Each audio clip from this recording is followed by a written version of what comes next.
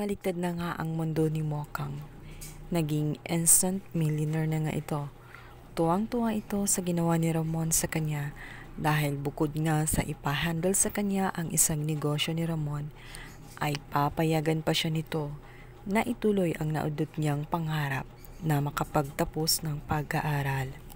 Samantala, tungkol sa negosyo ay nagdadalawang isip nga itong si Mokang, lalo't wala siyang alam doon.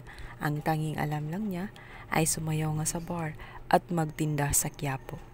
Subalit, sabi ni Ramon ay malaki ang kanyang tiwala kay Mokang at alam niya matalino ito at kakayahan niya ang trabahong iyon. Sisiguraduhin nga ni Ramon na babagay si Mokang sa bagong mundo na kanyang kinatatayuan ngayon. Buhay doon niya na nga itong si Mokang sa piling ni Ramon, ngunit wala siyang malay sa tunay na katauhan ni Ramon na posibleng magdulot sa kanya ng panganib sa kanyang buhay. Mabilis nga na lumipas ang mga araw.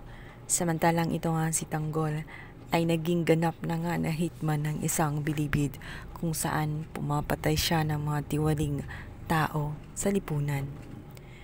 Kasama niya lagi itong si Bubbles. Sa katagalan ng kanilang pagsasama, dahil mabait nga itong si Bubbles at sobrang ganda din, mapapansin agad ito ni Tanggol. Siya'y magiging daan para mabawasan ang kalungkutan nito sa bigo niyang pag-ibig dito nga kay Mokang. Subalit mapupunan kaya ni Bubbles ang pagkawala ni Mokang sa kanya? Makalimutan kaya niya ng tuluyan si Mokang sa piling ni Bubbles? Kaiba na nga ang mga mundong kanilang ginagalawan. Hanggang saan sila dadalhin ng tadhana? Pakaabangan natin ang lalong umiinit na tagpo ng Batang Quiapo.